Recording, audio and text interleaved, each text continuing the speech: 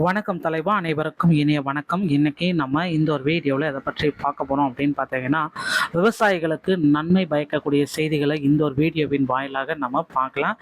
பயிர்க்கடன் தள்ளுபடி தமிழகத்தில் கூட்டுறவு வங்கிகளில் பயிர்க்கடன் தள்ளுபடி பெற்றுள்ள விவசாயிகளுக்கான கடன் தள்ளுபடி குறித்த புதிய அறிவிப்புகளை இந்த வீடியோவின் மூலமாக பார்க்கலாம். தமிழக முதல்வர் விஜய் அவர்கள் 75,000 வரையிலான கடன்களுக்கு முழு தள்ளுபடி வழங்கப்படும் என அறிவித்துள்ள நிலையில் தேர்தல் வாக்குறுதிகளுக்கு முரணாக இருப்பதால் விவசாயிகள் அதிருப்தி தெரிவிச்சிருக்காங்க. 5 ஏக்கருக்கு குறைவாக நிலம் வைத்திருப்பவர்களுக்கு முழுமையான தள்ளுபடி கிடைக்கும் என எதிர்பார்த்த சூழல்ல ஆனால் இந்த தள்ளுபடியை இப்போ மாற்றி அமைச்சிருக்கிறது வேதனைக்குரியது அப்படின்றது எல்லாருமே எதிர்பார்த்துட்டே இருக்காங்க. ஸோ கூடிய விரைவில் விவசாயிகள் பார்த்தீங்கன்னா போராட்டம் நடத்த போறதா இருக்காங்க. இந்த அறிவிப்பின் மூலம் சுமார் 14.43 லட்சம் விவசாயிகள் பயனடைவார்கள் என்று கூறப்பட்டாலும் தகுதியுள்ளவர்கள் பட்டியலை சரிபார்க்க வங்கிகளை அணுகுமாறு அறிவுறுத்தப்படுகிறது. மேலும் 5 சவரனுக்குட்பட்ட நகைகளை தள்ளுபடி குறித்த அடுத்த கட்ட எதிர்பார்ப்புகளையும் இந்த தகவல் முழுமையாக விளக்குகிறது. முழுமையான நிவாரணம் வழங்க கோரி விவசாய சங்கங்கள் தொடர்ந்து வலியுறுத்தி வராங்க.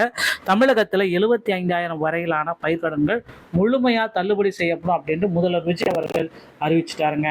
தமிழகத்தில் 75,000 வரையிலான பயிர்க்கடன்கள் முழுமையாக தள்ளுபடி அதை கொண்டு வந்துட்டாரு முதல்வர் விஜய். ஸோ இப்போ நீங்கள் 1 லட்ச ரூபா கடன் வாங்கினா கூட சரி, அதில் 75,000 முழுமையாக தள்ளுபடி கிடைக்கும். ஆனால் 1 லட்ச ரூபாய்க்கு மேலே தள்ளுபடி வாங்கினீங்க அப்படின்னா 35,000 தான் என்று முதலமைச்சர் ஜோசப் விஜய் அறிவித்துள்ளார். சட்டமன்றத்தில் ஆகஸ்ட் 17 அன்னைக்கு உரையாற்றிய விவசாயிகளின் நல்வாழ்வை உறுதி செய்யும் பல்வேறு முக்கிய அறிவிப்புகளை வெளியிட்டார் முதலமைச்சர் விஜய். அதன்படி கூட்டு நிறுவனங்களின் மூலம் 75,000 வரை கடன் பெற்றவர்களுக்கு 100% முழுமையான தள்ளுபடி, 75,000 1 லட்சம் ரூபாய் வரை கடன் பெற்றவர்களுக்கு அதிகபட்சமாக 75,000 தள்ளுபடி வழங்கப்படும். 1 லட்சம் ரூபாய்க்கு மேலே கடன் பெற்றவர்களுக்கு 35,000 தள்ளுபடி செய்யப்படும்.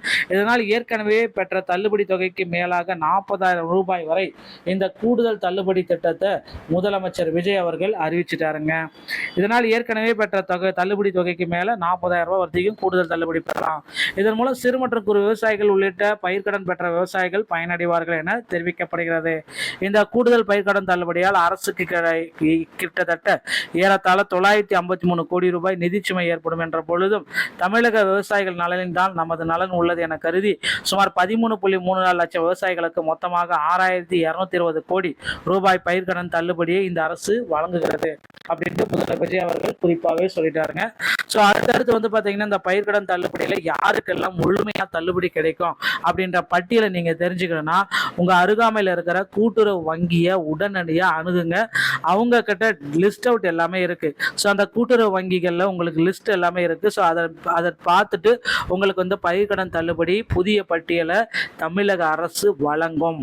உங்கள் பெயர் இருக்கா இல்லையா அப்படின்றத உங்கள் அருகாமையில் இருக்கிற கூட்டுறவு வங்கியை அணுகி இதை நீங்கள் செக் பண்ணிக்கலாங்க.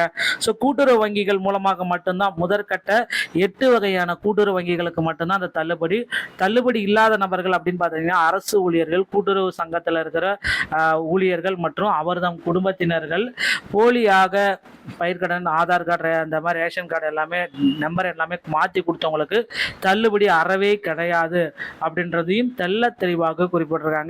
ஸோ இந்த மாதிரி பீப்புள்ஸுக்கு தள்ளுபடி கிடையாது. அரசாங்க வரி கட்டுறீங்க அப்படின்னா முழுமையான தள்ளுபடி உங்களுக்கு கிடையாது. ஸோ மற்றபடி மானியம், வருமான சான்றிதழ் மானியம், ஸோ ஏழைகளுக்கு, எளிய பிபிஎல் குடும்பத்தை சேர்ந்தவர்களுக்கு, இவர்களுக்கு எல்லாத்துக்குமே இந்த பயிர்க்கடன் தள்ளுபடி 100% உங்களுக்கு கிடைக்கும். மக்களே ரெடி ஆகிக்கோங்க.